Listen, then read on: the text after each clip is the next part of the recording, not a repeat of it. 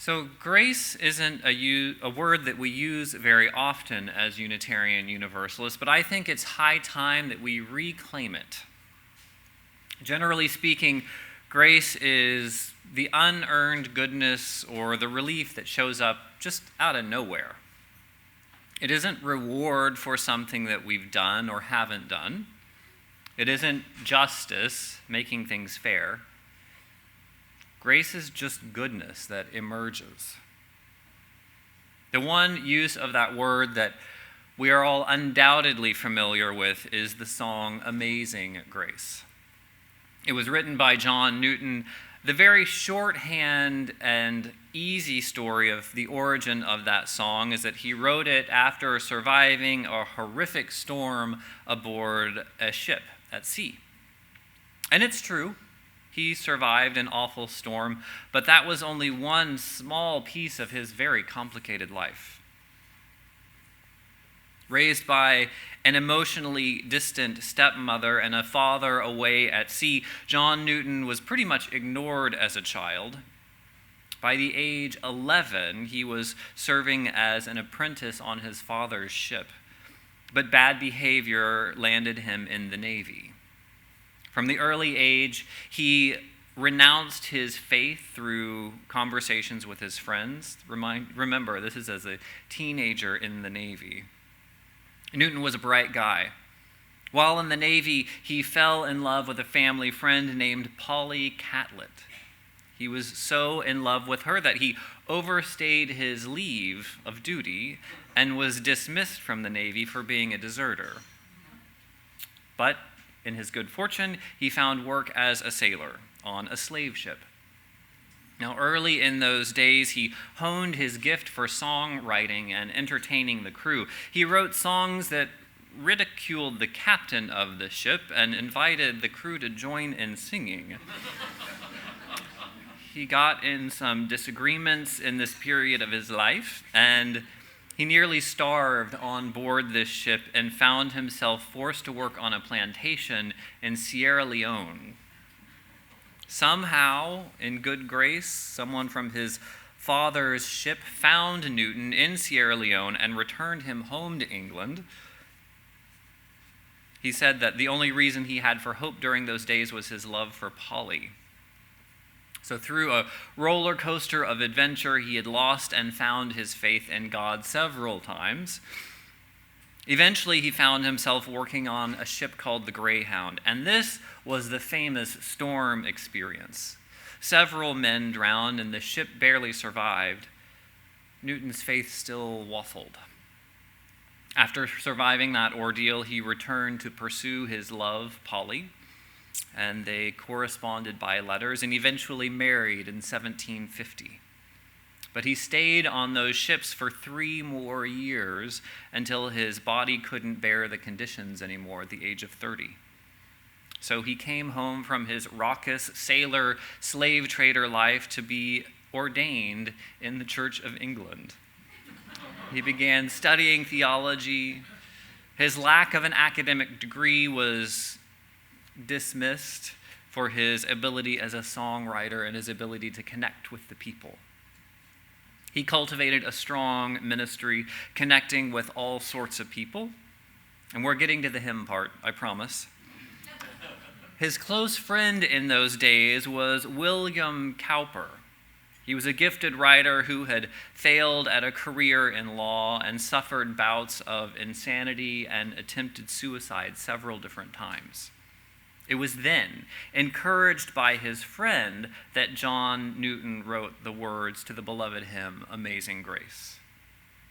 It was at this time, after a life of adventure, conversion, and carousing, near-death experiences, true love, and blossoming ministry, that Newton wrote so movingly about the grace that touched his life. Way more than surviving a disaster at sea. Newton found grace in the love of his wife. He found grace in the fact that he was able to find a job again, and grace in his humor to deal with life. All these pieces of life, he realized, in his late age combined to form a picture of opportunities, unearned gifts that seem to have emerged from nowhere. Amazing grace wasn't a quick or easy answer. Amazing grace that saved a soul like me didn't happen in a magic moment. It was a lifetime of experience that led to a particular perspective, an appreciation for the goodness among the many layers of mess. Most of our stories aren't as dramatic as John Newton's, fortunately. But we all have experienced grace at multiple levels. Over the years, those experiences add up, layer on layer, and hopefully give us a perspective. I have found grace in having a solid family, both an adoptive family that I've known my entire life, and later I was graced by getting to know my biological family, who are also pretty great people. I've had the grace of being raised in a Unitarian Universalist church as a gay kid in Oklahoma. That was grace. I have had the grace of some amazing friends over the years. Some of those lasted a few years, some of them lasted a few decades. I've had the grace of a healthy body and a healthy mind. I've had the grace of creative moments that lead to some good sermon moments. Moments of creativity, any writer or artist will tell you, are a wonderful gift. I've had the grace of enjoying the beauty of nature deep in my bones and feeling at home in this complex, interconnected living earth. I know not everyone feels this. It's part of my faith that comforts me, and that's a piece of grace. I didn't earn any of these things. They've just come into my life. I suspect if you think about it, a list of good fortune has also come to you. Grace probably looks very different to you, but that goodness came in a variety of different ways over the years. It also comes in small moments of California sunsets or really amazing meals. Not the fancy ones that you pay a lot of money for, but the ones where the food is so unexpectedly amazing and the company perfect. It's worth noticing and remembering the small moments of grace, too. How has grace shown up? Now, luck is something much more complicated than grace. I don't claim to know a lot about how it works. If I did, I would probably be in Las Vegas right now. Seriously, though, luck is more complicated to deal with theologically.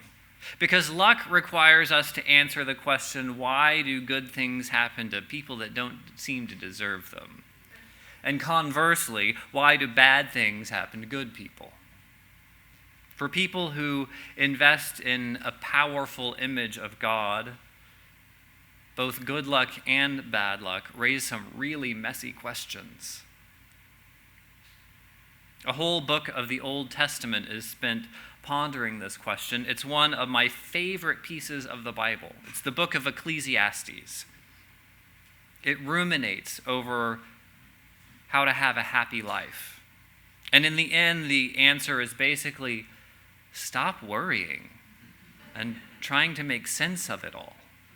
Trying to make sense of the unfairness of this world will make you miserable. So go enjoy your life. Work hard at whatever it is that you do. Seek some wisdom, cultivate friendships, and be happy. Worrying about your luck and chasing it will drive you mad. So Unitarian Universalists from history pop up in some strange ways in our culture. In the last decade, that influence has been heard in the words of the Unitarian abolitionist and minister Theodore Parker. You know these words. They've been attributed to Dr. King and President Abraham Lincoln, but they originate in a Unitarian. The arc of the universe is long, but it bends toward justice. Lately, in my own searching for hope, my own wondering about the power of the sacred, I've been holding on to this phrase more. It's a vague, imperfect, long-range promise, but it's a view that makes sense. Most Unitarian Universalists don't believe in an omnipotent God. Those of us who have faith in something we call God have a pretty nuanced sense of what that is. It's a more general, positive influence in the universe. God shows up in loving relationships or in the unfolding of nature. We see glimpses of it when justice is created or the least among us are cared for. Noticing the sacred, or even just celebrating the sacred, doesn't require everything to be perfect or fair, or even good all the time. We can still appreciate the good, both the immediate good and the grander hope for something bigger than ourselves, in the midst of some pretty harsh moments. So I talked about luck and grace. It's also important to touch on gratitude. Appreciating grace, recognizing grace in our lives is mostly a matter of perspective. Gratitude, I realized this week, is not obligation. Gratitude isn't associated with a sense of guilt or, oh, this is too good. I don't deserve this.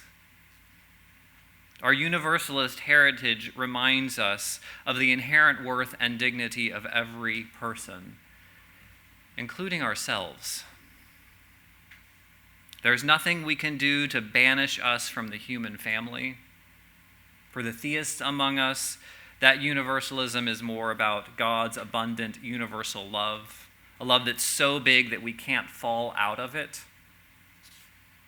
Sometimes you hear people talk about gratitude with this lining of guilt or shame, a sense of being undeserving of the goodness. But the gratitude that I want to invite you into is more about joy and appreciation. Guilt and shame don't get us anywhere. The other piece of gratitude that is especially important is that gratitude isn't about the ego of the person who gave you something. Gratitude isn't about the ego of the source of your good fortune either.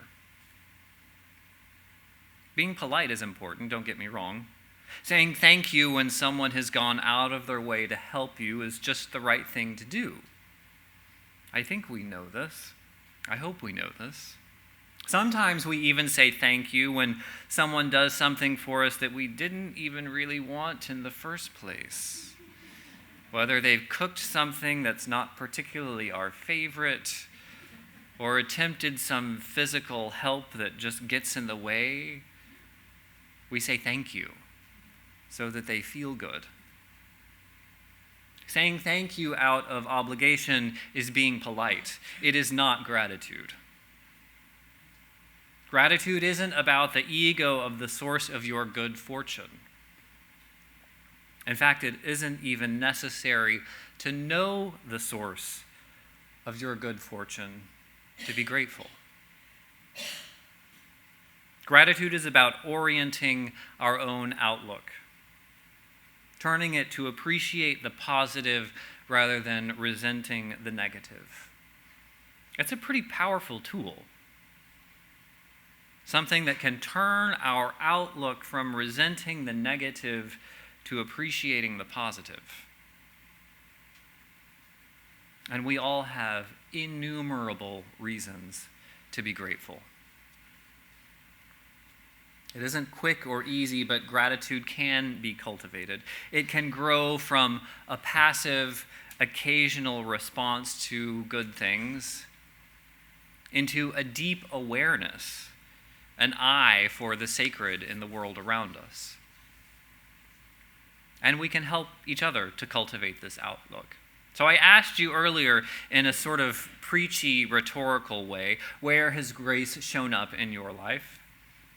I want you to ask one another sometime, maybe during the potluck after the service. Ask someone, what pieces of their lives are they grateful for? How has grace come into your life? It could be something huge, like the time your life was saved in a storm. It could be something really sweet, like the gift of your spouse or your amazing, nearly perfect children. Maybe it's something very simple, like waking up in a good mood this morning for no particular reason. As a community spiritual practice, as a project to help us all become more attuned to the grace in our lives, ask someone, what are you grateful for? And I'll tell you now, you have about 5 minutes until the end of the service. That should be plenty of time for each of us to think of at least a few things. Amen.